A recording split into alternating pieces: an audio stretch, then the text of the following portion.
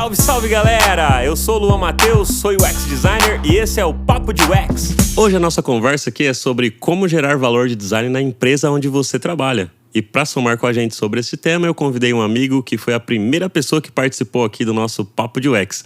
Ele é Head de Produtos e Design na Venturos e criador do famoso canal UX Now. Salve, salve, Daniel Furtado. Fala, Luan. Cara, tô feliz demais de estar aqui de novo falando com você, meu caro. Feliz demais, feliz demais, feliz demais. Um abraço para todo mundo que está aí nos escutando.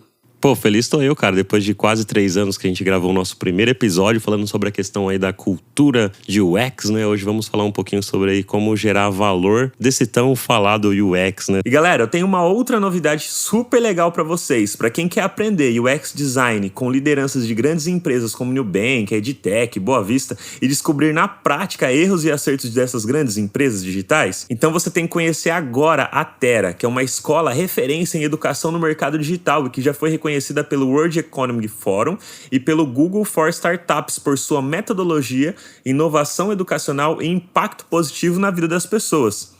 Aproveita o incentivo que eles estão dando para todo mundo que está ouvindo aqui de R$ 714 e você vai conseguir aprender com as melhores práticas e metodologias de UX Design do mercado.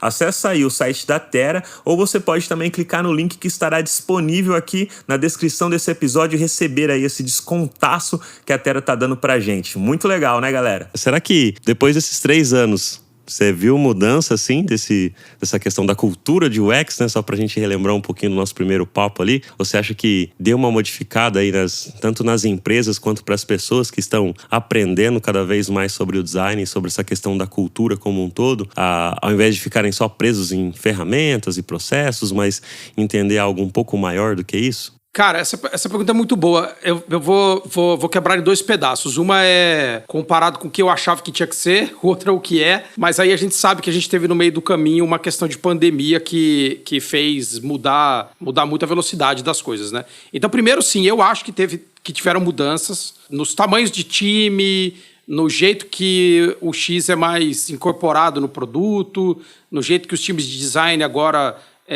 tem uma hierarquia onde permite que as lideranças conversem num nível um pouco mais estratégico dentro das empresas. Então, eu acho que isso aconteceu. Acho que aconteceu de maneira um pouco desordenada, porque teve que ser meio ad hoc, né? Assim, teve que acontecer tipo de emergência. Então, acho que isso não é o melhor jeito, às vezes, mas é o jeito que é, né? Uma coisa é o melhor jeito, outra coisa é o que a coisa é, né? Então, eu acho que ele aconteceu, assim, meio um boom ali de time. Não, aí, assim, não só de design, né? Também a gente está falando de times de tecnologia em geral, né? Então, junto com o time de tecnologia crescer, o time de design cresceu também. Então, isso aí eu acho que é um ponto. O outro ponto, que é o ponto do que eu acho que as coisas deveriam ser, independente de ter ou não ter acontecido esse movimento aí acelerado, eu acho que a palavra design, uma das traduções da palavra design, assim, que eu faço na minha cabeça, é ordem. Então, a gente conseguir fazer as coisas acontecerem de maneira ordenada. Não estou dizendo que é ordem no sentido de mandar, não é a ordem do Star Wars mandando uma ordem de explodir um planeta. Mas a gente conseguiu ordenar as coisas, fazer as coisas acontecerem de maneira mais organizada. Para mim, é uma característica muito forte assim, no design e que do jeito que aconteceu não teve tanta ordem. Então aconteceu um pouco desordenado. E aí isso é um problema porque o caos ele é um pouco do contrário do design. Então aconteceu de maneira um pouco caótica. Então na minha cabeça isso poderia ou tem que passar por um processo agora de maior organização. Então sim, eu acho que nos últimos 3 anos mudou bastante o mercado. Sim, ele mudou também por uma questão macroambiental e sim, ele mudou de maneira um pouco menos ordenada do que ele poderia ter mudado e isso pode não, né? Tá ocasionando problemas com relação a justamente essa discussão. Será que a gente está conseguindo fazer esse time render o que ele deveria render? Sim ou não? Então assim, mas eu acho que mudou bastante, cara. Eu percebi assim muito mais hierarquia de cargo, que é uma coisa um pouco boa, um pouco ruim, mas agora existe, né? Então existem mais lideranças, existem mais movimentos a respeito de discutir esse papel do design ali como um grande apoio do produto, né? Então eu acho que mudou bastante, assim. Mas ainda tá um caos, né? Eu acho que caos sempre vai ser, viu? Eu acho que por mais que a gente vai melhorando, sempre tem os detalhezinhos pra arrumar. É como, às vezes, as pessoas, assim, tá numa empresa e fala, pô, tem um monte de problema lá, muda pra uma outra empresa, pô, lá tem um monte de problemas. Sempre vai ter problemas. Tem pessoas, tem problemas. É normal, a gente tem que medir só, pôr na balança quais problemas a gente quer encarar pra solucionar, pra enfrentar, o que faz sentido pra gente, o que não faz. E por isso que a gente decide entre uma empresa ou outra, quando a gente vai trabalhar e vai escolher, né? Mas aí quando a gente fala nessa questão do valor, né? O que significa esse valor para uma empresa, né? O que é? São quantidade de entregas que é feita? Às vezes os times têm essas dificuldades para poder medir, né, esse valor. Então eu acho que antes da gente falar de fato sobre como medir, eu acho que a gente tem que deixar pautado para as pessoas entenderem o que é esse valor. Quando a gente fala para uma empresa, o que é gerar valor numa empresa? O que significa? É só o dinheiro? Não, é outras coisas? O que é para você, Dani? Assim, você, ainda mais você atuando no momento aí como head de produtos e design. Como que é, na sua visão, lógico, né? E dentro da empresa onde você atua nesse momento, o que é esse valor, né? Quando a empresa fala, pô, tem que gerar mais valor, a gente tem que gerar mais valor. O que é? É o dinheiro, de fato, assim? Porque às vezes as pessoas podem pensar que é só a grana ou é uma outra coisa, mas o que é valor, né? Tipo, o que é valor, né?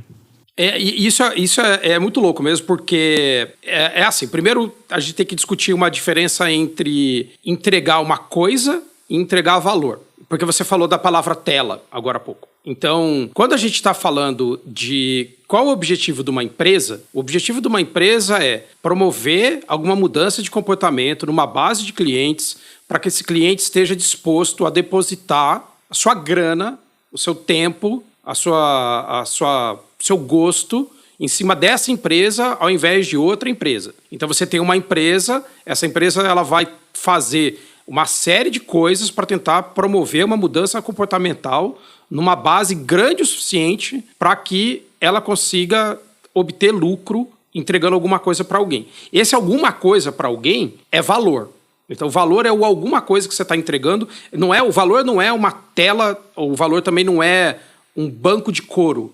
O valor não é também uma fruta maior. Então, não é isso que é exatamente o valor. O valor tem a ver com uma coisa que você falou agora há pouco também, que é algum tipo de resolução de problema. Então, assim, as pessoas e as empresas e os departamentos têm uma série de problemas no seu dia a dia. Então, essa série de problemas no seu dia a dia impede que a empresa faça a sua entrega de valor, ou seja, que a empresa promova mudanças comportamentais, né, na sua base de usuários. E dentro da empresa também. Eu não consigo fazer uma mudança comportamental nos meus colegas ou para os meus colegas para que a gente consiga fazer a vida dele ser mais fácil. Então a gente quer fazer a vida da pessoa ser mais fácil. Provavelmente, se a vida de alguém é mais fácil, a minha vida ficou mais fácil por causa de alguma coisa, eu estou disposto a pagar por isso. Pagar pode ser pagar com o meu tempo, pode ser pagar dando like, pode ser pagar dando dinheiro, pode ser pagar fazendo uma assinatura, pode ser pagar falando bem.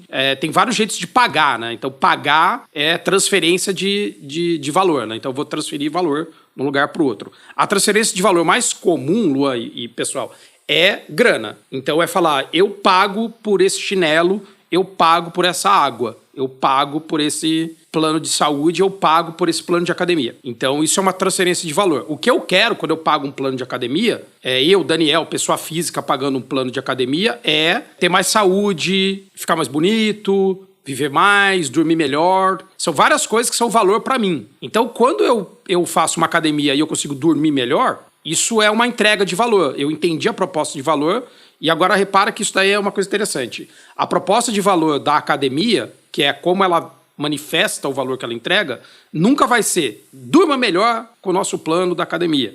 Não é isso que ela fala. Ela fala, venha fazer exercício, ou os melhores equipamentos, ou professores preparados, ou a beta 24 horas, alguma coisa que ela entende que é o que ela está promovendo do valor dela, né? Que ela está entregando de valor. Para a pessoa que consome a academia, o que na verdade ela queria era só poder dormir melhor. E aí vem também um outro problema. Às vezes ela não sabe isso. Ela não sabe que o que ela queria era dormir melhor. Aí vem o designer falar, vamos tentar fazer uma pesquisa, ou um grupo de pesquisadores para tentar entender, nossa, o que é o valor que a pessoa quer. E até me ocorreu assim, se você é uma academia 24 horas por dia, e você está promovendo que, olha, que legal, você pode vir aqui 3:30 da manhã fazer exercício, quando na verdade você deveria estar dormindo e descansando, ela tem uma contradição na proposta de valor, né? Porque, tipo, e tudo bem, vai, não, é o único horário que eu tenho para treinar. Tô brincando, mas a gente tem que, então, tentar entender isso. Então, assim, respondendo claramente, assim, não necessariamente valor, a gente está falando de dinheiro, mas é o jeito mais fácil de saber que valor está sendo trafegado. Então, você pagou R$80 de mensalidade de uma academia, porque você vai dormir melhor. E para a academia, é melhor que ela tenha mais gente pagando esses R$80 do que indo lá. Porque se todo mundo que pagasse os R$80 fosse na academia ao mesmo tempo, nenhuma pessoa conseguiria ir na academia ao mesmo tempo. E aí a academia tem um problema, porque, nossa, ficou muito cheio. E aí você entra com outras coisas, que é um entendimento de negócio, né? De negócio mesmo, de como que você entrega para ter lucro, de como que você diminui coisas. E é mais ou menos isso. Aí até você falou esse lance do meu envolvimento nisso também, porque eu sou head de produto. Então eu concordo muito com isso.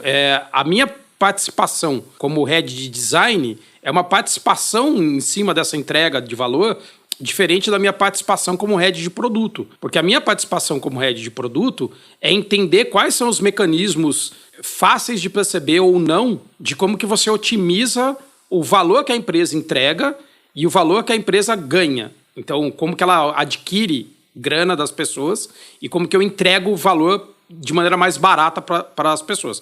Então, isso tem muito a ver com eu pensar em termos de produto. A minha parte em termos de design é pensar na qualidade do valor e na percepção do valor. É como que eu consigo deixar muito claro para aquela pessoa que vai usar o sistema, uma academia, por exemplo, que, cara, é melhor você andar 2 quilômetros a mais com o seu carro, mesmo que você pague combustível caro, para ir até aquela academia, porque ela é melhor do que a academia que está na sua quadra. Mesmo ela estando mais distante, mesmo às vezes ela custando mais caro. Mas a percepção do valor que eu quero fazer através do design é que a pessoa fale, cara, vale a pena eu pegar meu carro, eu andar 15 minutos para ir até aquela academia que não é a da minha quadra, porque ela é melhor. Aí a palavra melhor é uma palavra complicada, porque o que quer dizer ser melhor? O equipamento é mais novo, as pessoas são mais legais, ela é mais colorida, a música é a música que eu gosto, eu tenho um bom relacionamento com a pessoa que está na recepção, o produto, né, o equipamento está novo e limpo, etc, etc, etc. E aí, gente, eu estou dando um exemplo de uma academia e não de um aplicativo, porque eu sou o Daniel Furtado e meus exemplos são o que passa na minha telha, tá? Então, assim, mas então eu entendo isso, que a gente como designer está ali pensando em como que eu entrego esse valor do melhor jeito possível.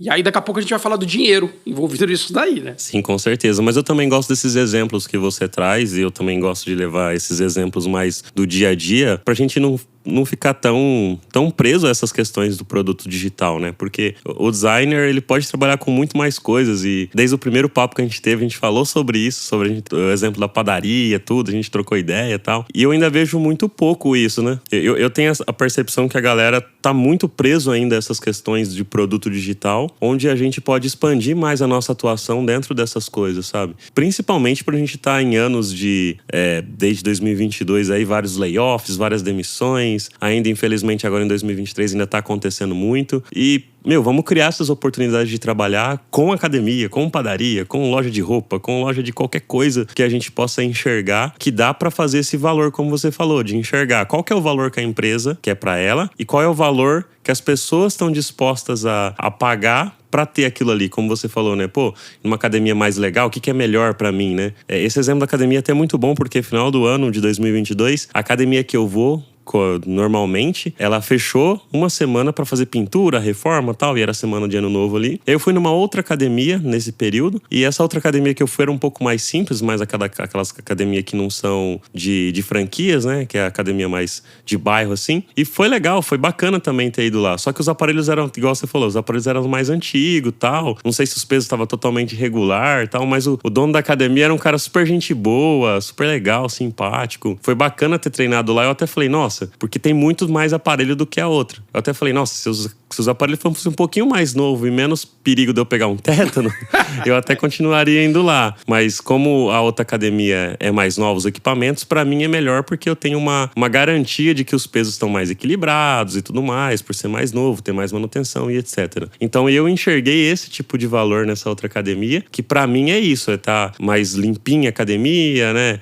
Ter os equipamentos mais novos e tudo, que isso pra mim é o que gera valor ali do que a outra academia. Apesar da outra academia ter muito aparelho e às vezes nem precisar revezar de tanto aparelho que tem, então ficava mais tranquilo pra você treinar. Mesmo assim, eu prefiro às vezes em um horário que tá um pouco mais lotado, mas ter uma qualidade dos equipamentos melhor. Então, a minha percepção de valor de academia para outras pessoas que estão nos ouvindo pode ser diferente, como você trouxe do exemplo, né? Então, eu gosto muito desses exemplos reais, assim, porque a gente pode simplesmente pegar e levar para os produtos digitais também, para as telas, né? Às vezes, para uma pessoa, um aplicativo que vai usar é horrível, é ruim, não funciona. E para outra pessoa que já está acostumada a fazer um tipo de jornada, para ela, aquilo lá, nossa, é o melhor aplicativo da vida dela, né? E essa questão da percepção, aí a gente entra numa camada que é importante do design, que é a camada de você, vou usar a expressão pintar, assim, pintar essa percepção. Como que você pinta o quadro para a pessoa do que é valor? Então, designers, e aí a gente tem essa questão até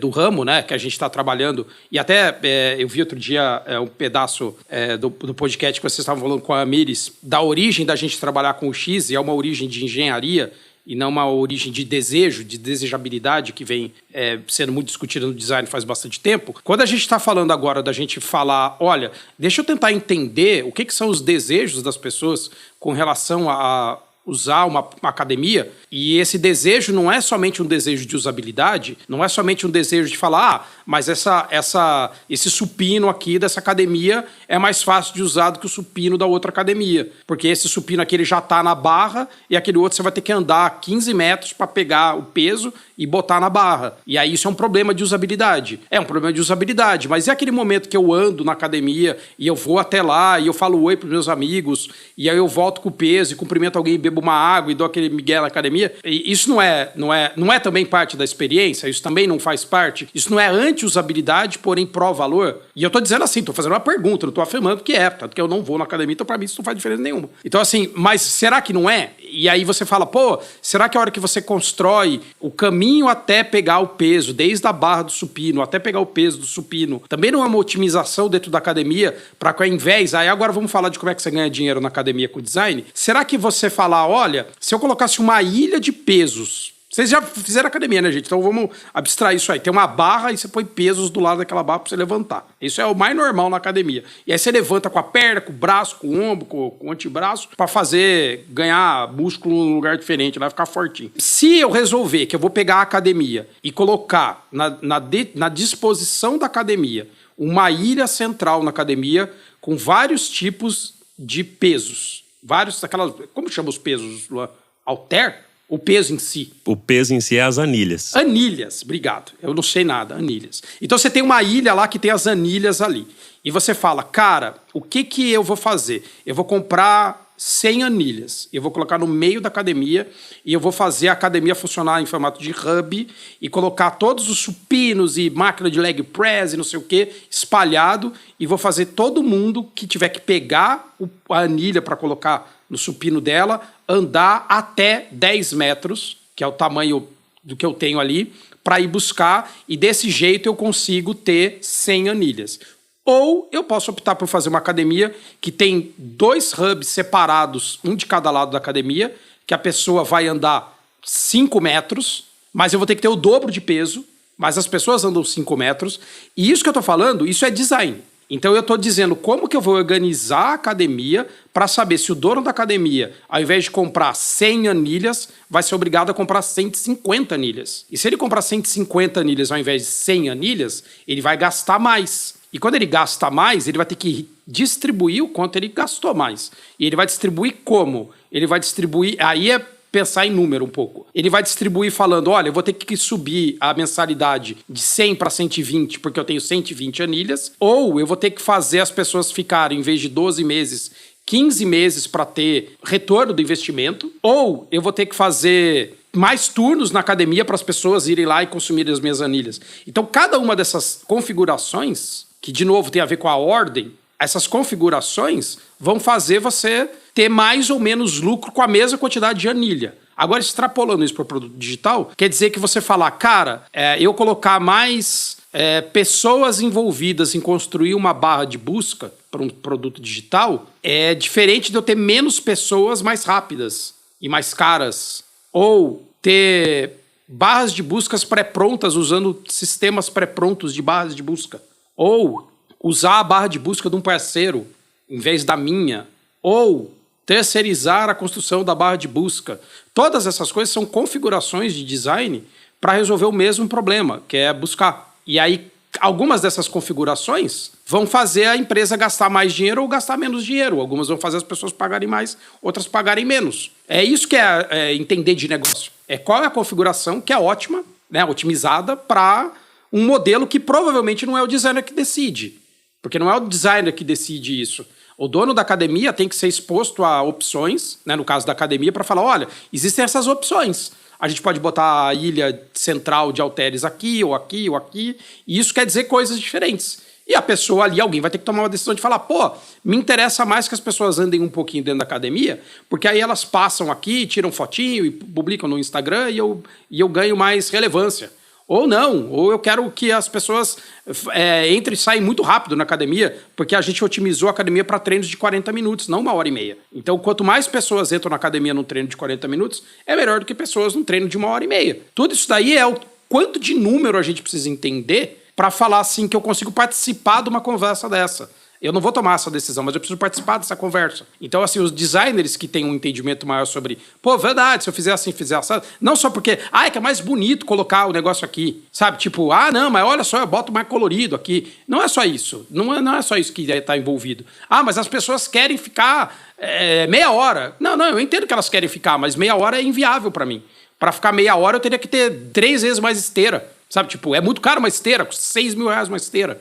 Eu não posso ter tantas esteiras. E se a gente desse aí, botasse umas esteiras, umas bicicletinhas ergonométricas do lado, porque elas são muito mais baratas do que a esteira. Meu Deus. E ninguém sabe isso, quem tá indo lá fazer. Você tá indo lá fazer porque, cara, você tá indo fazer. Tipo, porque você quer. A pessoa não tá fazendo essa conta. Ela pagou R$90 e ela usa como ela quiser a academia. Alguém poderia ser o chatão que fica o dia inteiro na academia. É igual o rodízio, né, Luan? Cara, tem aquela pessoa que vai no rodízio e fala, esse cara vai dar um prejuízo nesse rodízio. Porque ele vai comer só o que é caro. Eu não quero água, eu não quero linguiça, eu só quero picanha e cupim. Cara, eu sou um desses, viu? Eu vou no rodízio, eu só quero picanha, irmão. Picanha, maminha. Aí, às vezes a minha esposa vai querer encher o prato de arroz e pôr um monte de coisa. Arroz eu como em casa, pô, tá tirando? Com certeza. Arroz eu como em casa. E isso é muito legal, esse negócio do arroz eu como em casa, é muito bom esse exemplo que você deu. Porque quando a gente tá pensando como é que a gente entrega valor, a gente tem que ter um entendimento do que é o arroz que eu como em casa do teu aplicativo.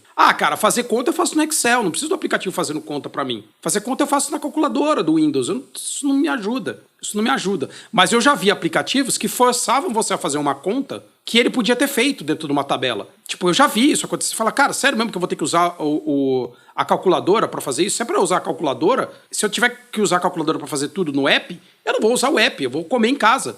Vou usar a calculadora só. Tipo, isso é a gente tentar entregar valor, sabe? Porque a pessoa pensar, nossa, eu não preciso sair desse app para fazer a conta, porque o app me dá a conta, é entregar valor. Você tá falando, olha, você não precisa sair daqui, porque o arroz eu não cobro na minha churrascaria. A pessoa poderia falar, você pode comer arroz à vontade, se você comer arroz é grátis. Claro que é grátis, porque no rodízio ele é grátis, né? Mas se fosse por peso, o arroz é grátis no por peso. Opa! Sério? Nunca vi um restaurante assim, que o arroz você não pesa. Mas é uma boa ideia. É uma boa ideia, pô. É verdade, porque aí a percepção de valor é diferente. Porque realmente pra mim, arroz eu já tenho todo dia em casa. Então, pra que eu vou me deslocar e ir pra uma churrascaria pra comer o que eu já como todo dia em casa? Eu vou me deslocar pra comer coisas que eu não como todo dia em casa. Eu não como todo dia em casa picanha. Então eu vou e pago lá pelo rodízio e vou comer picanha, porque eu não como todo dia. Então não é todo dia que eu tenho, eu vou aproveitar aquilo que está gerando valor pra mim, porque é minha vontade de comer picanha. Muito legal esses exemplos aí, principalmente de churrascaria, né? Que eu acho que a galera gosta de comer bastante. Eu gosto de comer bastante, principalmente churrascos. Eu até brinco assim, eu falo, os veganos e os vegetarianos que me desculpem, mas eu Eu não consigo parar de comer carne não, cara. Eu gosto demais, cara, assim, tipo... Respeito a galera que não come e tal, né?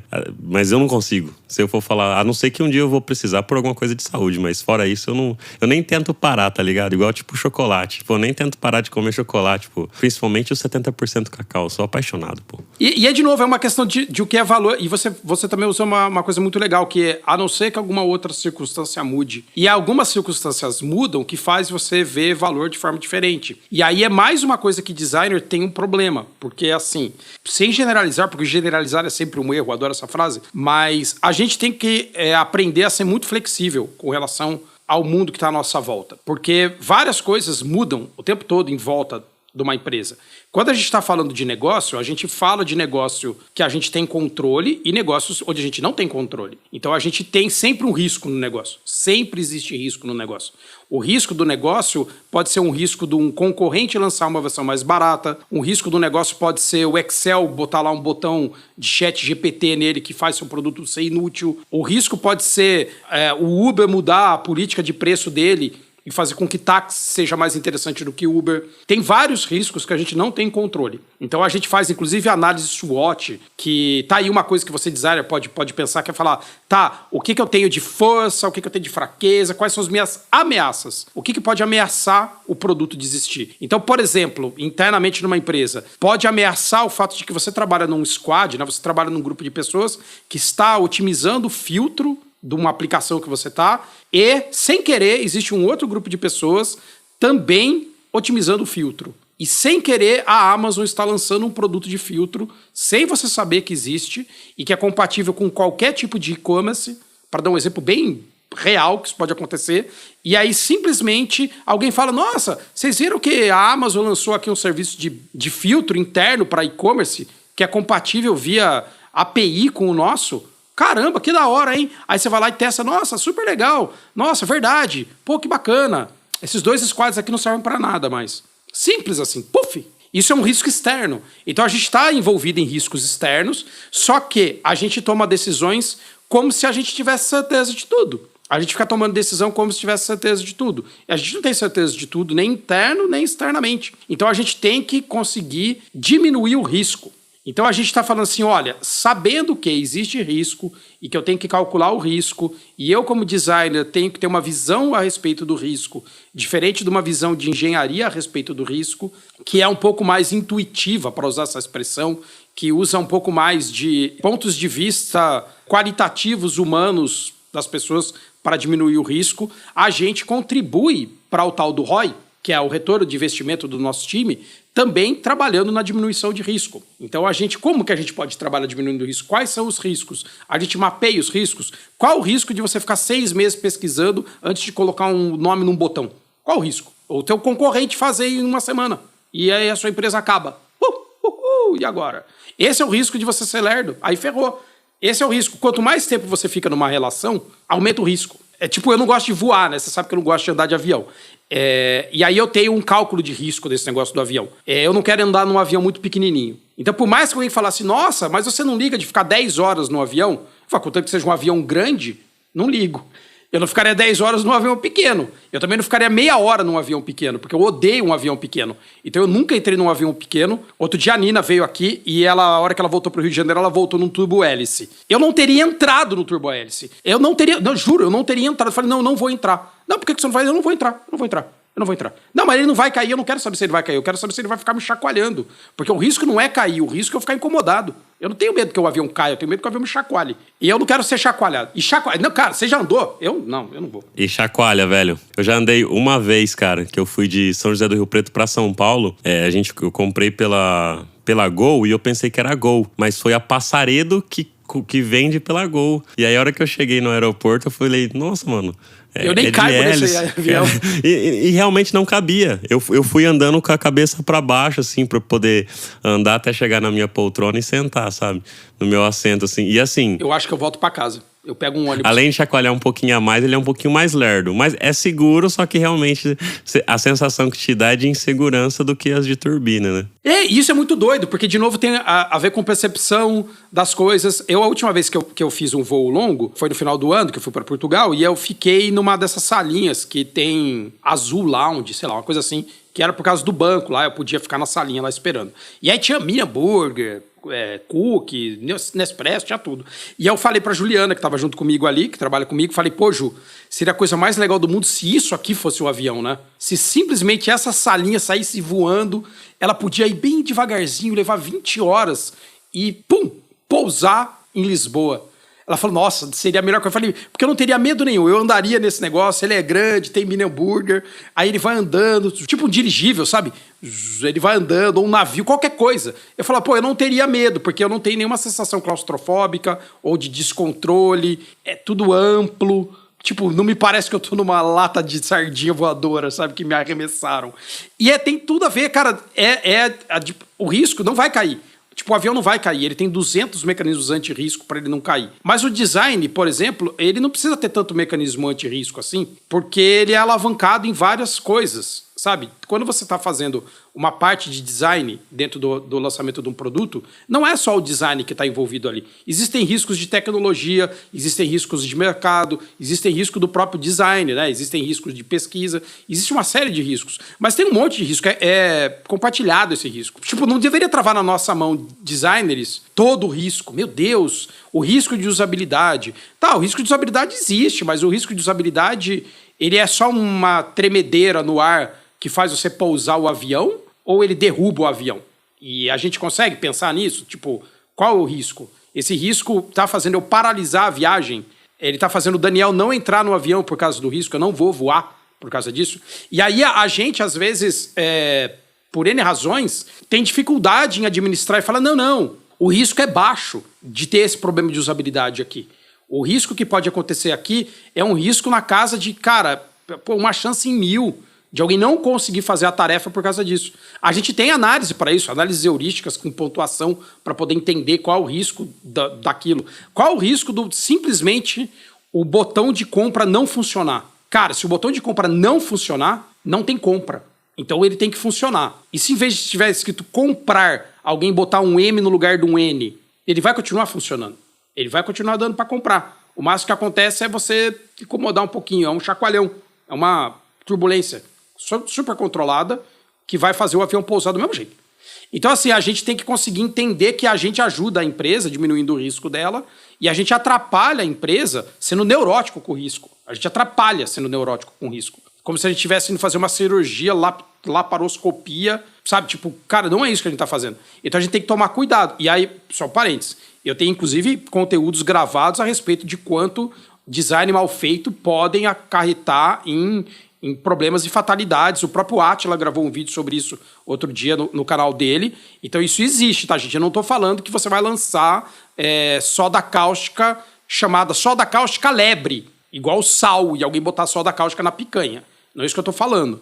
Mas estou falando que, às vezes, você tem coisas que têm risco baixo e que você deveria poder inovar, tentar rápido, etc, etc. Então, eu acho que tem esse problema ali dessa questão dessa percepção do risco, da gente ter, às vezes, algum tipo de paralisia com relação ao que a gente está fazendo para tentar diminuir para zero um risco que não tem como diminuir. Se amanhã o Uber resolver que ele faz outra coisa, ele vai acabar com você, não importa se você fez pesquisa.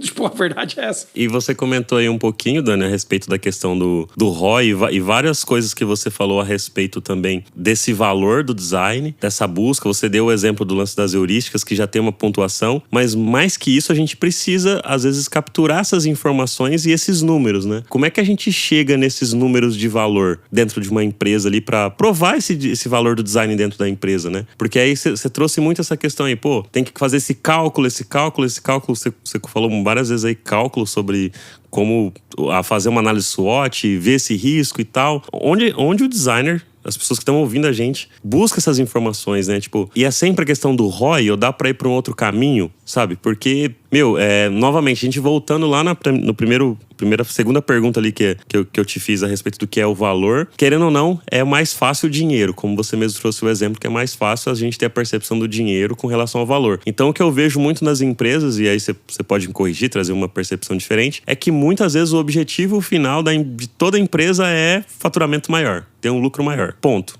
Até porque também, se não tiver lucro, a empresa quebra. Então, vai ser sempre assim. Beleza. Então, como é que a gente faz para encontrar esses números e atrelar esses números a esse valor, esse resultado final que tá gerando esse valor de fato, né? O exemplo que você deu do botão de compra é muito bom e ele é muito fácil de ser percebido, né? Porque, a gente é uma loja virtual. Uma empresa de loja virtual. A pessoa tem que comprar. Então, o botão comprar tem que estar funcionando, porque se não tiver, a pessoa não compra. Se não comprar, não gera dinheiro para a empresa. Beleza, isso é mais fácil de se perceber. Mas e outros lugares, outras empresas, que às vezes, igual você falou, um sistema ali que a pessoa... Um RP lá que a pessoa faz a gestão de controle financeiro da empresa dela e etc. Como é que uma pessoa que trabalha como designer ali, ela modifica esse layout, né? Faz pesquisa e etc. Modifica esse sistema ali para gerar um valor ali para a pessoa que usa.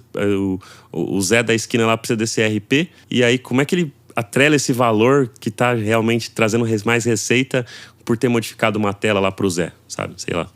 Isso daí é muito doido, porque assim, primeiro que essa pergunta é muito boa, e aí vamos falar que tem ambientes e tem ambientes, tá?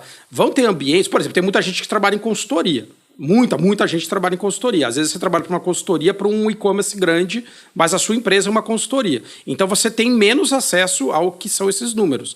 Nem você e nem ninguém tem. Então assim, meu Deus, eu não tenho acesso. Não, você não tem, o PM não tem acesso, seu chefe não tem acesso, às vezes ninguém tem o acesso, tá? Então você não sabe que tem esse acesso. Você não sabe que, quanto que você ter otimizado aquele botão deu de dinheiro. Você não tem como saber, porque ninguém vai te abrir esse número. Algumas empresas têm número público, mas, dando o exemplo do negócio da academia, imagina que você decidiu que você quer dormir melhor. Você decidiu que quer dormir melhor e você visitou um médico para falar, eu quero dormir melhor. Gente, vai chegar em algum lugar meu exemplo, tá? Você foi no médico e ele falou, você precisa dormir melhor porque você está com uma série de problemas aí de saúde e que dormir melhor te ajuda. Tá bom. Como você pode fazer para dormir melhor? Você pode beber uma garrafa de 51 e você vai dormir super melhor. Será? Você vai dormir mais. Mais é melhor? E agora, hein? Você pode fazer exercício. Legal. Você vai fazer exercício, você vai dormir melhor. Legal. Será que é verdade? Será que você vai dormir melhor? É o melhor que você precisa? A recuperação da sua musculatura durante a noite vai te ajudar no problema de saúde que você tem ou não? Tá, você pode desligar seus aparelhos de celular 2 horas antes de dormir e fazer somente coisas analógicas. Legal, você pode dormir melhor. Você pode comer menos de noite e você vai dormir melhor. Eu estou dando N exemplos de pequenas coisinhas, pequenas ações que fazem você dormir melhor e que vão virar uma sopa. Quando você virar essa sopa, é muito difícil pegar daquela sopa e falar, daquela sopa, 10% da sopa é a academia. 10% da sopa é tal coisa. 10% da sopa é o copo de vinho do Porto que eu bebi antes de dormir. 10% é que eu fui com a barriga vazia. 10% é porque meu trabalho me proporciona mais prazer do que estresse e eu consigo dormir com a cabeça fresquinha. Cara, não tem como você separar cada uma dessas coisas dentro da sopa. A sopa é a sopa. A sopa é por isso que é uma sopa. É uma sopa. Dentro daquela sopa, cada um leva uma coisa na sopa. Você leva uma coisa na sopa, o outro parceiro leva outra coisa na sopa, todo mundo leva uma coisa na sopa, porque o que eu quero entender com a sopa é que eu fiz todo o possível para que a sopa, para que eu durma melhor. Não é uma ação isolada que faz você dormir melhor. Isso é uma série, um conjunto de ações isoladas. Então, quando a gente está falando a respeito de modelos de negócio que vão dar dinheiro ou não dar dinheiro para a empresa, porque eu concordo muito com o que você falou. O que a empresa precisa no final é falar, olha, a gente gastou 80 milhões e a gente tem um faturamento de 130 milhões. Então tá tudo bem. Ou a gente gastou 80 milhões e teve um faturamento de 60 milhões. Não tá tudo bem. Ou de 80 milhões. Não tá tudo bem. Não tá tudo bem porque a gente gastou 80 e saiu no 0 a 0. Sair no 0 a 0 não é 0 a 0. Sair no 0 a 0 é um prejuízo de 25% sair no 0 a 0. Então 0 a 0 não é 0 a 0. 0 a 0 é lucro. Lucro é 0 a 0. Então, assim, a gente precisa sair do 0 a 0. Aí eu vou falar uma coisa para aliviar de todo mundo. Não é nosso papel como designer ser o responsável por fazer essa conta, porque a gente não é a contabilidade da empresa. Eu não sou a contabilidade, eu não trabalho com Six Sigma, não é isso que a gente trabalha fazendo, não é isso que a gente faz. Talvez nem o nosso PM, a pessoa que trabalha com a gente ali, seja essa pessoa que faz. Não é, talvez, papel dessa pessoa. Então, a gente não precisa ter esse desespero. O que eu acho que a gente tem que entender é que a gente está dentro dessa unidade. A gente não está isolado dessa unidade. A gente não as pessoas vestidas de pateta que estão na frente da lojinha dançando para atrair cliente. Não é isso que a gente é. A gente faz parte de um mecanismo que é essa sopa. Dentro dessa sopa, tem 3 lugares que essa sopa envolve o dinheiro. Tá? A sopa envolve o dinheiro com ganhar mais dinheiro. Ganhar mais dinheiro a gente chama de aumento de receita. Ganhar mais dinheiro. Como que o design pode atuar fazendo uma empresa ganhar mais dinheiro? Fazendo um botão maior de compra, por exemplo, dando um exemplo besta, tá? Mas eu posso fazer N ações para aumento de receita. A gente pode fazer uma outra coisa que é diminuição de custo real. Diminuir o custo real. O que é um custo real? Custo real é o custo que acontece. Vou dar um exemplo. A gente pode ter um custo de suporte. O que é custo de suporte? Eu vou ter que telefonar para falar, eu preciso da segunda via do boleto. E para ligar para alguém para falar, eu preciso da segunda via do boleto, existe um custo real de custo da operação de suporte. Então, existe um custo, que não é barato. Então, eu posso diminuir o custo real. E eu posso evitar um custo desnecessário, que é um custo que eu ainda não tenho, mas eu vou ter. Eu não tenho esse custo, mas eu vou ter esse custo. Então, por exemplo, se a gente mudar essa estratégia aqui dentro do produto, a gente vai ter que começar na hora de enviar uma caixa para alguém, também enviar daqueles sachêzinhos de sílica que faz com que a coisa não estrague, porque a gente vai ser obrigado a fazer isso. A gente vai ser obrigado a fazer isso. Mas a gente pode tomar ações agora para evitar um custo futuro. Esse custo futuro também é uma economia e também aumenta o lucro. Então eu estou dando 3 exemplos, tá? Mas eu designer, vou ficar procurando evitar custo? Vou te dar uma dica, vai. Você não vai pedir para alguém contratar uma licença da Adobe que você não vai usar no futuro. Isso é diminuir custo, evitar um custo do futuro. Ou você vai cortar aquela licença de FigJam que você não usa. Isso é diminuir um custo real agora. E vou aumentar a receita fazendo eu entregar coisas mais rápido, por exemplo, para alguém. Então, dentro disso, tá? São, assim, impactos econômicos que você tem dentro da empresa. Eu vou falar de novo. Eu não entendo que isso é uma coisa que designer tem que ficar neurótico com isso. Porque se você ficar neurótico em economizar R$1, você nunca vai criar o próximo Nubank. Você nunca vai criar o próximo jeito de fazer um formulário ser super legal, porque você está pensando em economizar 10 linhas de código.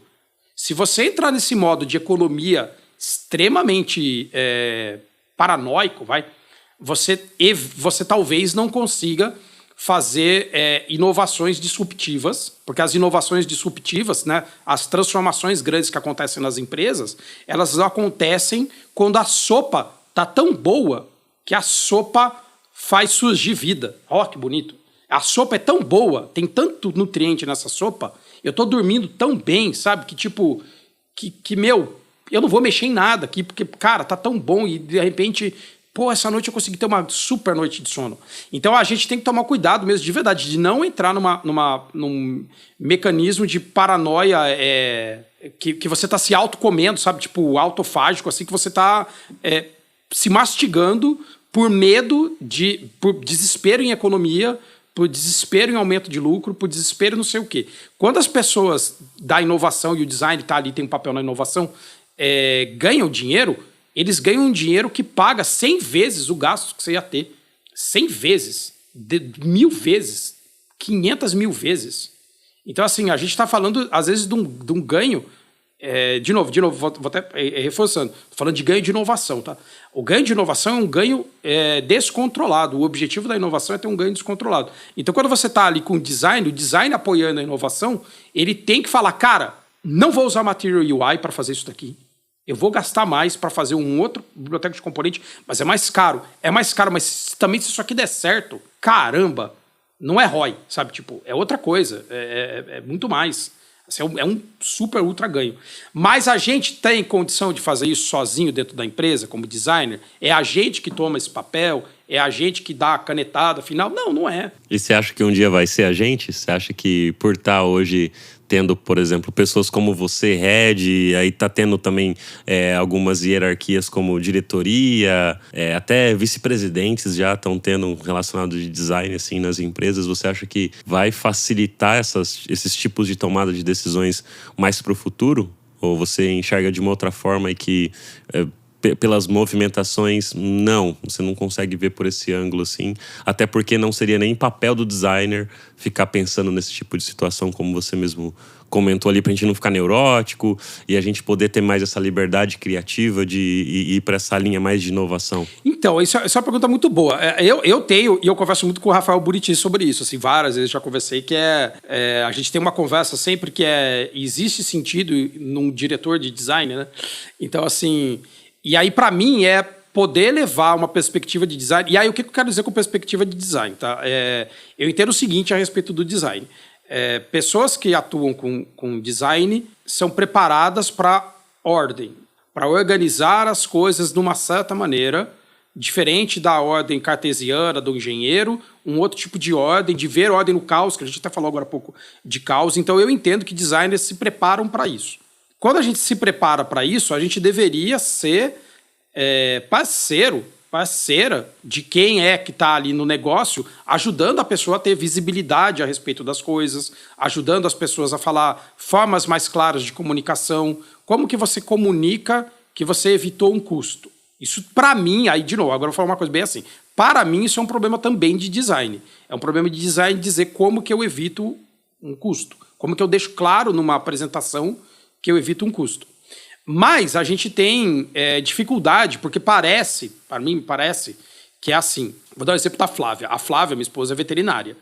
E toda vez que qualquer um dos nossos cachorros, a gente tem 4, tem qualquer coisa, a Flávia desabilita o modo veterinário nela, ela entra no modo mãe e ela não consegue tomar decisões de veterinária a respeito dos nossos próprios filhos. É muito doido. Aí eu tenho que fingir que eu sou um cliente que estou explicando para ela a anamnese do que está acontecendo com os cachorros, para ela tentar se desacoplar do problema e começar a tentar dar uma resposta como veterinário, porque a camada emocional dela habilita e desabilita a camada de raciocínio lógico dela ali. E eu estou falando, ela sabe, não estou falando pelas costas dela, ela sabe. Tanto que ela me pede, ela fala assim, me explica, faz de conta que você tem um cachorro chamado Glauber e me explica o que está acontecendo com ele. E aí ela consegue abstrair. Por que eu estou falando isso? Porque a gente no design, a gente gosta do design, né? A gente acha super legal o design. E a gente desliga o nosso modo design quando a gente encara o nosso próprio design. A gente desliga o modo. Se alguém contratasse um designer para criar uma comunicação a respeito de ROI, da área de vendas, a gente faria uma apresentação melhor do que fazer na nossa. Porque a gente, quando faz a nossa, se apavora, a gente entra no modo extremamente emocional. Alguém vai me mandar embora porque se eu não conseguir provar esse ROI. Para com isso. Entra no modo designer. Eu sou um designer, eu tenho que apresentar para uma pessoa da área de exatas, com perfil comportamental A, B, C e D, números assim, assim, assado, que calhou que tem a ver com o meu grupo de design. E aí você faz a mesma coisa. Faz de conta que você está atendendo a área de vendas. Para de pensar que você está atendendo a área de design, porque você entra numa confusão dentro da sua cabeça e você não consegue mais fazer. Você fica lá, meu Deus, não consigo fazer. Então, dando uma coisa prática que você pode fazer, você designer pode fazer. Não estou dizendo que você sabe fazer, estou dizendo que você pode fazer. A gente usa vários mecanismos, tipo canvas de proposta de valor. Você deve ter visto. Business Model Canvas. Canvas de modelo de negócio. Meu Deus, um canvas de modelo de negócio. Eu já vi em tudo quanto é case de UX lá, um canvas de modelo de negócio. Geralmente, muito mal feito, mas tá lá. Existe ele. Por que você não está fazendo um do próprio design? Sabe? Do próprio design. Faz do seu próprio design, do seu grupo de design. Com quem eu me relaciono como grupo de design? Que tipo de coisa eles querem? Quem é meu público? O que é valor para o meu público? O que é valor para o meu diretor de inovação? É quantidade de telas, é quantidade de POC, é quantidade de inovação, é quantidade de dinheiro, é quantidade de economia de dinheiro. Pesquisa isso, caramba. Você não sabe pesquisar? Você não fala que é um pesquisador? Pesquisa. Aí você faz essa autoanálise do design, uma meta-análise do design. Se você começar a encarar o design desse jeito, você vai começar a ficar muito mais claro para você o que é ROI. Cara, você consegue fazer ROI pro seu pai que tem a padaria, não consegue fazer pro seu grupo de design. Por quê? O que mudou? Só a relação. Que, de novo, é a relação da Flávia com os próprios cachorros. É a relação da pessoa que fala, eu vou fazer uma cirurgia em mim mesmo. Sabe? Tipo, cara, e o risco? Eu sei o risco. Sabe? Tipo, a minha irmã que é tatuadora tem as tatuagens que ela mesmo fez nela mesmo. correndo todo o risco, sabe? Tipo, de ficar riscada, até, olha, usando trocadilho. Mas então eu acho que a gente deveria fazer isso, sabe? É que tentar se desassociar um pouco e falar, tá, eu tenho que encarar meu problema de design, de cálculo de diminuição de custo, de não sei o quê, blá, blá, blá, de como que eu faço uma apresentação, disso que é o que você falou, Lu, levando em conta, cara, faz de conta que eu sou um designer contratado para fazer uma apresentação sobre o grupo de X dentro da minha empresa para um grupo de executivos, no PowerPoint. Cara, a gente sabe fazer isso. A gente desabilita quando é com a gente. Não tem que desabilitar, tem que fazer. E pronto. Ah, mas onde eu vou buscar o número? Você não vai ter o número, mas você vai ter que buscar o número. Como você faz uma pesquisa? Desk Research. Buscar informação dentro de relatórios que já existem feitos por outras pessoas. A gente aprende isso, eu dou aula disso. Como é que eu não vou fazer isso internamente? Pelo amor de Deus, as pessoas buscam a gente por causa disso, mas a gente desabilita. Ah, não, verdade. Como é que será que eu consigo um dado da minha empresa? Como, bonitona? Como, bonitão? Desk Research. Pronto. Sabe, tipo, só que não pode desabilitar. A gente tem que falar, cara, é verdade, eu tenho que encarar isso. É um problema de design. A gente tem método para fazer isso, a gente tem ferramenta, tem matéria-prima. É só fazer. Processo, tá tudo pronto. Tá, todos os livros falam. E é muito doido, porque realmente essa parada aí que você falou, né? De tipo, dando um exemplo aí da sua esposa, da Flávia, né? Pô, com ela tem anos de experiência já como veterinária, só que quando é com os próprios animais, ela se sente, quando você liga esse lado emotivo dela, que ela não consegue raciocinar e precisa de outras pessoas pra estar ajudando ela a fazer com que ela pense de forma mais racional a resolver os problemas dos dogs, né, cara? É muito, muito louco isso. E realmente é uma percepção que você trouxe que acontece no dia a dia com o design mesmo, né? Eu até falo que às vezes os processos de design a gente pode usar no nosso dia a dia. Eu falo, às vezes a pessoa, nossa, eu tenho dificuldade em organizar as coisas em casa. Usa o Kanban. Usa o Kanban em casa, na sua casa aí, põe as tarefas que você tem de fazer do dia a dia e você vai conseguir organizar. Eu tenho que fazer isso aqui eu tô fazendo, isso aqui foi feito e pronto, cara. Você já consegue se organizar usando as ferramentas do dia a dia do nosso próprio trabalho, na nossa própria vida para nos auxiliar ali. E além desses números, Dani, da questão do ROI, você acredita que tem outras formas de gerar esse valor do design, além de todas essas que você trouxe, e como que a pessoa pode mostrar isso se não for através desses números? Se tiver formas de não sendo através dos números, como que ela pode chegar e mostrar, olha, isso aqui tá gerando valor pro negócio e de acordo com o valor que vocês entendem, né? Os stakeholders envolvidos ali naquele projeto, o produto e etc. Então, eu acho que assim, primeiro que essa coisa de novo, quando a gente tá falando de número, não é que é a gente que vai fazer lá o relatório do balanço anual da empresa e colocar ali, entrou, saiu tanto de dinheiro, os acionistas, isso não é o nosso papel. Mas você aí já deve ter visto uma apresentação de alguém, CEO da sua empresa, que você não entendeu nada que estava ali na apresentação. Você não tem entendido nada da apresentação, é um problema de design. Então, se você não vai, adquirir o número, mostrar o número, abre a sua porta para falar assim, deixa que eu te ajudo a organizar melhor isso.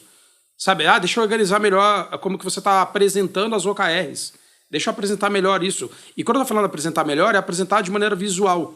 Então, assim, é dito para frameworks de inovação, como, por exemplo, Duplo Diamante, versão 2019 do Design Council, que é um framework iterativo que abranja múltiplas equipes e se comunique de maneira inclusiva e visual. Isso é dito na descrição do que é um duplo diamante. Então, fazer de maneira inclusiva e visual. Inclusiva quer dizer, você tem que trazer todas as pessoas para dentro da discussão e não tirar da sua cabeça de designer. Você vai pegar a apresentação do teu chefe de equipe e falar, deixa aqui que eu vou dar um tapa nela. Sabe? Tipo, e fazer. Não, mas eu não quero fazer PowerPoint, eu não quero não sei o quê. Tá. Você vai deixar, então, ficar aparecendo um monte de número aí que ninguém entende o que é? Então, isso é um ponto. Outro ponto é que, além do número, existe um complemento do número que é storytelling, que é a história a respeito daquele número. Por exemplo, um número isolado, às vezes, não quer dizer nada. Vou dar um exemplo típico, tá? O departamento de marketing conseguiu fazer uma série de ações e agora a gente tem 10 mil visitas no site. O que isso quer dizer? 10 mil é muito, é pouco, é mais, é menos, se diminuiu, se aumentou. A história falar assim, nossa, a gente fez uma série de ações e a gente conseguiu aumentar em 25% a quantidade de visitas no site. Tá, isso é muito, é pouco, isso converte mais, converte menos. Também é a história incompleta. Então você fala assim, olha, a história é a seguinte, a gente tem um site, tipicamente a gente recebe 10 mil visitas no site, dessas a gente está falando ali de um funil que 30, 50 pessoas entram em contato e compram. Então a gente tem uma teoria de que se a gente aumentar proporcionalmente, vai aumentar a quantidade de conversão. Então a gente fez uma série de ações que pegou os 10 mil e viraram 15 mil. A gente teve um aumento de 50%. E olha que legal, porque isso comprovou a nossa teoria e a gente realmente teve, em vez de 40 pessoas entrando em contato, a gente teve 60 pessoas entrando em contato. Então a proporção meio que bate. Quanto mais visita tem, mais gente entra em contato e a gente consegue fechar mais negócio. É a mesma coisa, são os mesmos números. Só que agora eu estou contando uma história com os números que faz sentido para quem está ouvindo, porque essa história ela tem que fazer sentido para quem está ouvindo. E eu vou falar de novo, isto é um problema de design. Então o Donald Norman fala, o design é um ato de comunicação. Para você se comunicar, você tem que entender com quem você se comunica. Só que a gente quer se comunicar com um executivo de vendas, falando assim, olha como o Figma é bacana. A gente quer se comunicar com uma pessoa programadora, falando assim, olha que legal, eu consegui fazer essa cor aqui, ela é HSM, não é BRGB. Isso não quer dizer absolutamente nada, isso não quer dizer nada. A gente tem que saber com quem você está se comunicando. E você dobra a sua comunicação em função de quem recebe a comunicação. Isso também, de novo, é um problema de design. Isso é um problema de sinal ruído, é um problema de semiótica. É um problema de design. Só que a gente desabilita, sabe, Lua, o modo design na nossa cabeça. Ah, desabilitei, agora estou no modo criança birrenta. Então, uma criança birrenta, eu quero do meu jeito. Cara, você quer do seu jeito, não vai ter. Ah, porra. Você não vai ter. Vou te arrastar pelo bracinho. É bem isso. Cara, isso que você trouxe, cara, na minha visão é o que eu sempre falo para as pessoas. Desde que eu tô no papel de liderança, eu observo que os maiores problemas que acontecem dentro das companhias é a comunicação e diria mais, não só dentro das empresas, como na relação pessoal com as pessoas. Tipo, às vezes eu observo aqui em casa com a minha esposa, às vezes as pequenas discussões que a gente tem é por falta de comunicação. Eu falo, caramba, eu falo pra ela, tá vendo que a gente tá discutindo porque a gente não se comunicou? Sabe? Eu falo, pô, era só a gente ter se comunicado, cara. Olha, tipo, que loucura. Parece que os maiores problemas da sociedade é a comunicação, cara. Que é surreal, assim. Pra mim, a minha percepção é essa. Os maiores problemas é relacionado com comunicação. Ou a falta dela, no caso. E aí, Lu, aí, de novo, cara, é só uma coisa que tem que ficar clara pra todo mundo, assim. A pessoa... Aqui em Campinas, por exemplo, quando tinha design ficava dentro de uma parte da PUC, que era a comunicação social. Então, era dentro da faculdade de comunicação. Então, design, eu tô falando do design gráfico, tá? Tô falando de HC, mas dentro da comunicação. A gente estuda comunicação, tem um monte de teoria de comunicação para você estudar. Comunicação é matéria, né? É matéria de faculdade. Assim. Então, pô, estuda comunicação. Aí você vai ver, concordo muito com você vai ver que você está falhando na comunicação. Se comunicar não é fácil, mas comunicar é natural. Nem tudo que é natural é fácil. Por exemplo, subir uma árvore gigante é super natural e não é fácil. É natural, a árvore é a natureza, eu estou usando minhas mãos e os meus pés, então é natural, mas não é fácil. Então, é natural me comunicar com os meus pares, é natural me comunicar com a minha equipe, é natural me comunicar com quem quer entender assim, nossa, que legal, você está entregando valor, mas é natural também eu ter medo, também é natural eu ter receio de, sei lá, o que vai acontecer se eu não conseguir mostrar esse valor. Mas você perguntou o que é valor para a pessoa que é teu chefe ali? Você perguntou? Olha, se eu tivesse que te fazer uma apresentação e mostrar o valor do que a minha equipe faz, como que isso se parece para você? E a pessoa pode falar assim, pra mim se parece que você... Por exemplo, pode ser que ele fale, se parece com você tá me entregando um monte de tela. Ah, eu vou fazer o chilique, eu vou sentar no chão, vou fazer greve de fome, vou me amarrar em volta do meu Figma, vou falar, não quero, alguém bota um saco preto na minha casa e me leva embora, porque me recuso a falar que é entregar tela. Meu, isso é a percepção de valor de uma pessoa que não é designer a respeito do design... que você está entregando mais tela. Ah, não, mas eu vou dar um chilique, não foi para isso que eu estudei, porque o X isso, o Z, blá. Beleza, você vai ter que passar por um processo super demorado de educação, de que, olha, então meu trabalho é mais do que isso. Ou você vai entregar as telas da pessoa, cara. Entrega as telas da pessoa. Se a pessoa entende que valor é esse, até você convencer o diretor de operações que não é isso, que está olhando eficiência e não eficácia, para.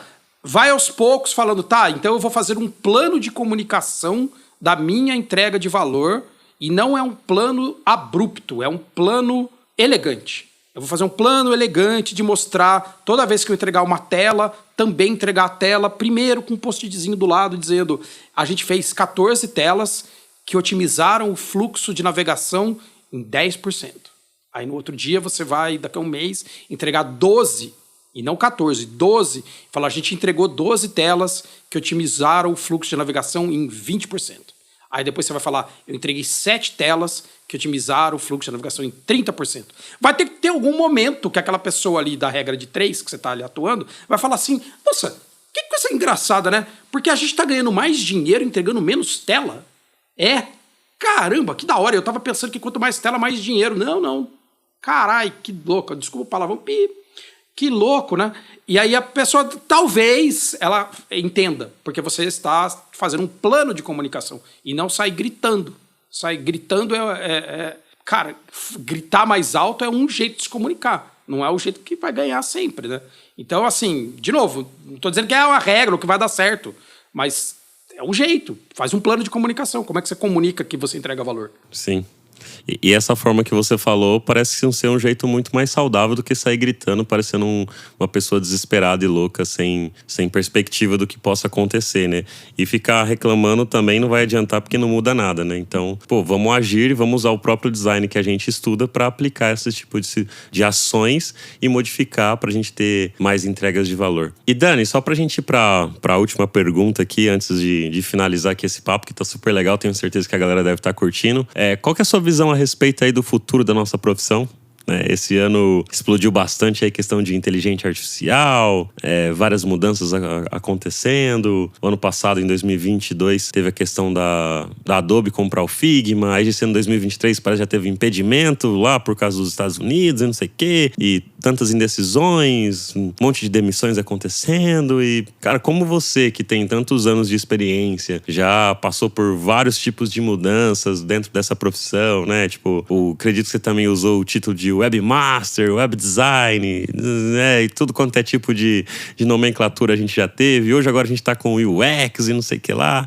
E pode ser que amanhã mude esse nome, venha outro nome, mas de tudo isso, né, dessa tua experiência, de toda essa vivência que você tem, como você imagina o futuro? Dá para se imaginar ter uma previsibilidade ou não? É muito incerto mesmo e a gente também não imaginava que ia chegar aqui, então vamos ir vivendo, vamos estudando e tocando a vida. Isso é muito doido, porque assim, dentro de muitos anos que eu trabalho com isso, eu já vi realmente a gente pensar que legal que existe o web design e que legal não vai mais existir porque alguém pode comprar um tema do site no Themeforest. E continua existindo e continuam comprando o tema no Themeforest. Eu acho que a primeira coisa é a gente entender que o mundo é muito grande. Então o mundo é muito grande, tem muita empresa, tem muito caso de uso, tem muito... corner case, também casos de usos extremos. Tem muita coisa acontecendo no mundo, muita coisa está acontecendo simultaneamente, desde inteligência artificial mesmo, ao Meta desabilitar o metaverso do Meta e tirar isso da discussão deles. Então, assim, o mundo, ele acontece simultaneamente. Então, acontecem coisas simultaneamente. Por que acontecem coisas simultaneamente? Algumas coisas novas que a gente fala, que a gente vê, ChatGPT é a de hoje. Se você estiver ouvindo daqui a 2 anos esse podcast, você vai falar o que é ChatGPT mesmo. Então, não lembro mais, sabe? Então, eu acho que, assim, primeiro se dê conta de que o futuro é um futuro que as linhas vão acontecendo de maneira paralela. Igual na série do Loki. Vai acontecendo um monte de linha paralela. Então, eu acredito que vai sim haver uma linha paralela de design sendo feito com mais assistência de inteligências artificiais. Mais assistência. A gente já usa inteligência dentro de software faz mais tempo do que a gente percebe. Vou dar só um exemplo em cima disso. A primeira vez que eu vi a varinha mágica do Photoshop, eu achei sensacional. Porque eu podia pegar a varinha mágica, clicar no fundo de alguma coisa e ele selecionava o fundo inteiro. Que legal! E eu podia ir lá e trocar a cor do fundo. A varinha mágica do Photoshop fazia com que eu conseguisse, em alguns casos de uso, selecionar rapidamente o fundo de uma foto qualquer. E eu estou falando do Photoshop porque é o software que eu mais gosto, o qual eu entrei na profissão. Hoje, você consegue ir lá no Photoshop pegar uma ferramenta chamada Selecionar Objeto, Selecionar Subject. Selecionar assunto, eu acho que eles traduziram, e falar assim, eu quero selecionar o fone de ouvido do Luan. E ele vai lá e eu entendi que isso é um fone de ouvido. Para ele poder entender que um fone de ouvido é um fone de ouvido, ele teve que aprender, porque não é natural para a gente que tem um cérebro super sofisticado, feito para fugir de predador e pegar frutinha, entender que uma coisa é um fone de ouvido, mas não é para o Photoshop. Então ele teve que fazer um avanço em inteligência artificial para poder selecionar um fone de ouvido. Ah, vamos tirar, porque se tirar isso aí, as pessoas que ficavam com a caneta recortando fone de ouvido, elas vão perder o emprego, coitada delas. Eu fiquei estudando lá, ferramenta Bezier, ferramenta caneta, não sei o quê, eu era o mestre da varinha mágica. E agora eu não posso mais, porque você está me dizendo mesmo que o Lightroom vai selecionar o que é o céu. Ah, não, meu Deus do céu, e a fotografia, não sei o quê. Não, vai acontecer uma trilha paralela de pessoas que vão usar isso para uma coisa e pessoas que não vão. Porque não querem, porque fica porco o resultado. Porque o resultado de eu pegar uma ferramenta de varinha mágica, todo mundo que já usou sabe que é... Ah, ele faz, mas ele faz meia boca, né? Ele faz, mas eu tenho que refinar. Ele faz, mas faz quando eu vou fazer rapidinho pra botar no Facebook, aí eu faço. Mas se eu fosse pra mandar imprimir um pôster, não. É só um paralelismo. Então, assim, dizendo tecnologicamente, eu acho que sim, a gente vai ter sempre uma nova linha. A gente vai sim sempre ter um novo layer no que a gente faz. Sempre vai ter um novo layer. E esse novo layer, a gente vai aprender a mexer com ele e vai ter um momento que a gente vai dar usando um atalho de Photoshop, um Ctrl+Shift+E, e vai dar um merge all, e vai dar um achatar camadas, e ela vai virar a mesma coisa. Só que não vai ser tão assim, é em 1 ano, é em 6, é não sei o quê. Eu acho que a gente já passou por realmente mudanças de nomenclatura, como você falou, de falar, pô, eu sou um product designer. O que é ser um product designer? É entender um pouco mais como funciona o ciclo de vida de produto e entender como que eu, como designer, atuo dentro desse ciclo de vida. Isso quer dizer inteligência artificial? Talvez hoje sim, talvez não. Então eu acho que a gente tem que estar só atento a não ser rígido demais. Então eu acho que o que eu queria para o futuro é menos rigidez. Porque a não rigidez... A capacidade que eu tenho de me manter aberto a fazer pergunta, a capacidade que eu tenho, eu, Daniel, agora de novo, pessoa física, que estou há quase 30 anos trabalhando com isso, eu só posso trabalhar por mais 20 porque eu tenho uma capacidade muito grande de me manter aberto, de entender assim e abraçar o que está acontecendo, de não tomar decisões muito precipitadas sempre. Às vezes sim, que tem a ver com aquele negócio que eu falei de controlar o risco. Às vezes não. De saber quando que eu mudo o logo da minha empresa e escrevo meta no nome dela e quando que eu não faço. E a gente tem que ter flexibilidade para fazer isso. Então, para mim, o futuro a gente deveria, todo mundo, pensar em como ser mais flexível, como entender mais sobre que perguntas eu tinha que estar fazendo para entender o mundo que eu tô, sabe? Pensar um pouco mais nesse sentido, porque assim a gente consegue manter um futuro, mesmo que a profissão mude de nome, mesmo que ela seja acoplada e tenha achatar camadas, onde você fala, nossa, quando achatar a camada, eu virei o mesmo time ali e agora eu sou o time de Scrum agora, nossa, e daí? Porque, por último do que a gente está tentando fazer, participar de um processo de solução, de entrega de valor para um grupo de pessoas que não tem acesso ao design, que não tem acesso a um grupo de pesquisadores, não tem acesso a React, não tem acesso a ChatGPT. Então, eu acho que é isso. Então, para mim, o futuro... a gente continua tendo um monte de problema. Inventarem o ChatGPT vai continuar existindo problema. Inventarem a Adobe comprar o Figma vai continuar existindo problema. Não sei quem inventou outro software. Cara, vai continuar existindo o mesmo problema.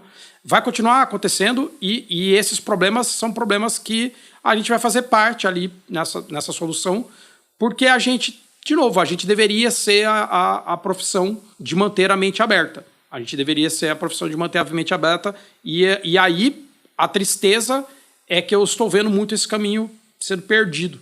E a gente está virando a profissão da mente fechada, da diminuição total do risco, da mitigação completa de tudo, do eu tenho que testar durante 6 meses se eu tenho que escrever comprar ou compre. E a gente vai, se a gente continuar fazendo isso, a gente vai virar... Six Sigma e metodologias caretas que a gente não quer e a gente vai atrapalhar a inovação de acontecer. Então, assim, se mantenha aberto, e é isso que eu imagino. E eu pretendo continuar trabalhando com isso, tá, Lu? Assim, tipo, não quero parar, não. Então, assim, estamos aí 30 anos, quando bater 50 anos trabalhando com isso, aí eu paro. Boa, muito, muito legal, cara. Espero também completar aí 30, 40, o tanto de anos que for necessário aí dentro do design. Eu gosto muito, cara. Eu acho que não me vejo também fazendo outras paradas assim. Já tentei, inclusive, em paralelo ao design, mas eu vi que que o design e principalmente essa questão de, hoje em dia, assim, de gestão de pessoas, de liderança, de carreira, que é algo que eu tenho gostado muito. Então, tipo, não dá pra parar, velho, assim, tipo, é muito legal. Principalmente envolvido com essa questão do design, assim. Algo que eu tenho gostado muito também é esse lance do design de serviço em si, né, que eu comentei aqui nesse episódio hoje, falando sobre essa questão da gente ir além dessas paradas do digital e, sabe, tipo, eu gostaria, junto com essa visão sua aí de flexibilidade, né, da gente ser mais flexível e menos rígido, que a gente expandisse esses nossos olhares, sabe? Que a gente começasse a ter mais... A gente comentou sobre isso lá no primeiro episódio de...